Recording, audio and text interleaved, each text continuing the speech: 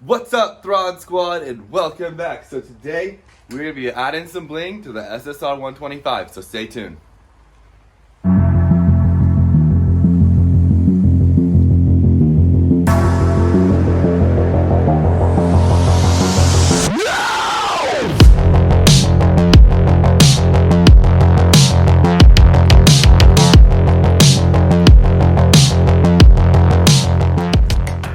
Thing we're gonna do today is we're gonna switch out this old shifter that I have. It works all right, but it's just a little cheap and it's got a little bent pin right here. So I'm just gonna swap it out. You guys can tell it's pretty loose. So I'm gonna swap it out to this new one right here. I got for about $14. So let's start with that. So the first thing we're gonna want to remove is this 10 millimeter bolt right here on the bottom. So just pull that all the way out. And then wiggle this back and forth and slide it right off.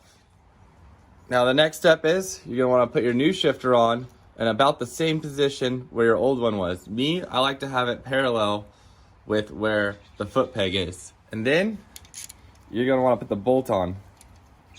So you wanna put the bolt right into the top and thread it down. You're gonna wanna grab your Allen or your socket, whatever size bolt comes with your shifter, and you're going to want to tighten it down.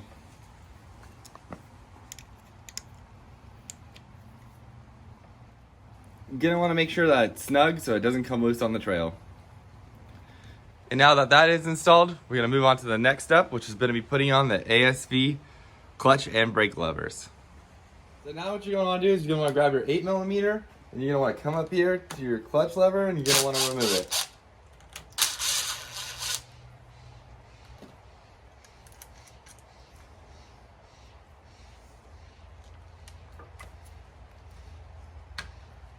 Now once you have it removed, it's always a smart idea to put the bolts right back where they go, so that way you don't lose them. What you're going to want to do is you're going to want to thread your clutch cable all the way in, so that way you can get it as loose as possible.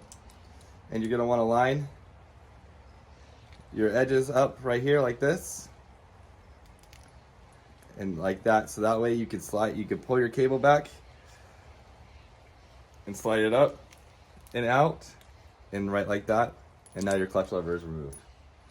Now some of these new clutch levers will have dust covers, so you just need to get a Phillips head screwdriver and unscrew them.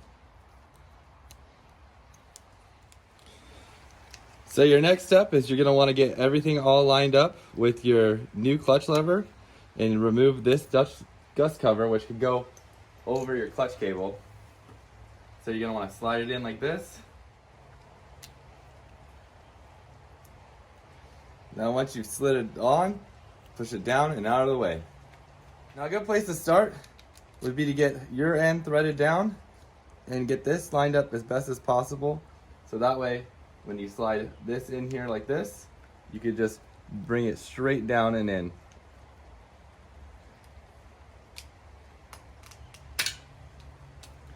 And there you have it.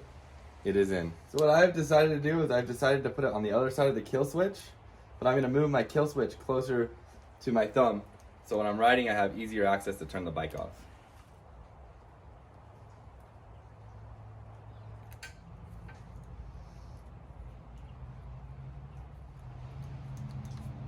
And I feel that is a good spot for it, so now I'm going to tighten it back down.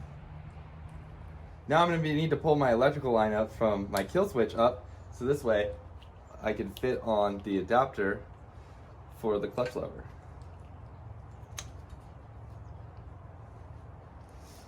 Now for me personally, I like to have it to where it's not all the way to the end, because I like to use 1 or 2 fingers to pull my clutch. So I'm going to align it up where I feel that it's going to be comfortable for me. Also, I kind of like to have it a little bit before the end of the bars, so that way if I do fall, I know these are going to fold up, but this way it gives it a little bit more of a safety feature, as well as that's what this grommet's for. So that way when you put this on here and the bike falls down, it can also bend up or down without damaging it.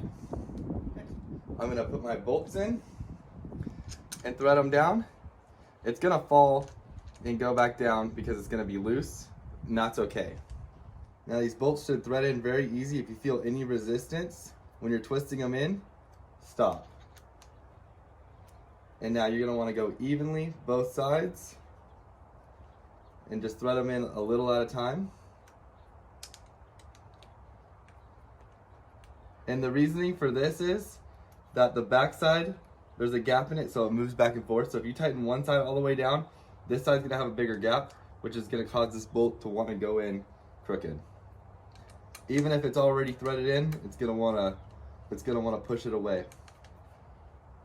With these specific levers, there's always gonna be a little bit of a wiggle room on them, and that's okay, because when you're riding, as long as you're not beating down on it hard, they'll stay in place. Now with this style ASV lever, it has a quick adjust, so you can just quickly adjust it like that and get your tension going like that.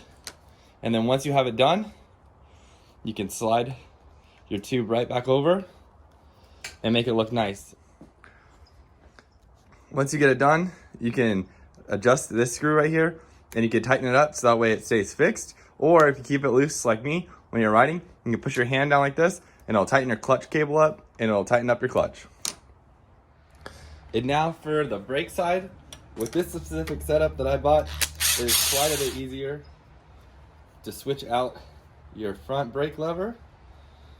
All you have to do is unscrew the bolt, take your nut and your bolt, put them back together so you don't lose them.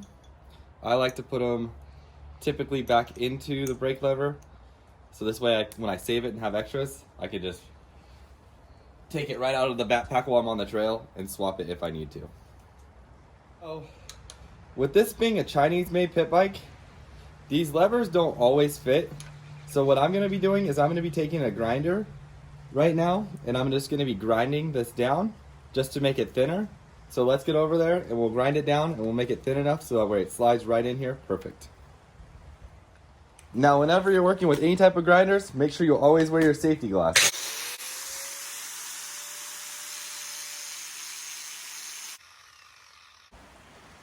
So now that everything's all grinded down so it fits perfect, what we're going to do is we're going to stick our bolt right through and we're going to tighten it down. Then we're going to try it out. Now let's see. Oh, there we go.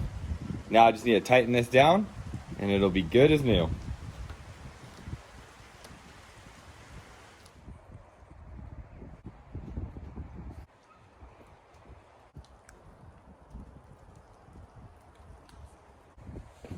Alright, and that's going to conclude it for today's video. If you guys like what you saw, make sure to hit that thumbs up. If you guys aren't already subscribed, go subscribe right now.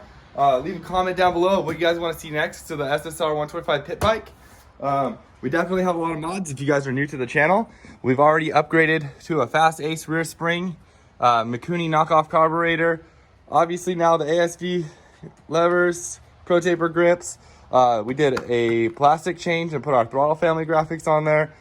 As well as we did the gold Pro Taper chains. So if you guys want to see anything else, I also forgot to mention, we did do the front fork spacers to make the front fork stiffer. I did install a bar pad on here. But yeah, if you guys want to see more stuff, just let me know down in the comment section on what you guys want to see, and we'll try to make it happen for you guys. Also, if you guys are new to the channel, this actually hasn't been released yet.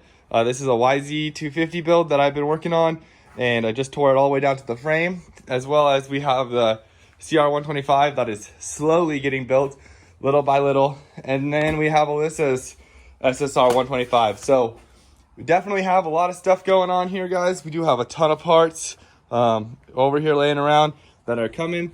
Hopefully more stuff's coming into the mail now, and I'll see you guys next time. Remember, if I can do it, you can do it. Peace.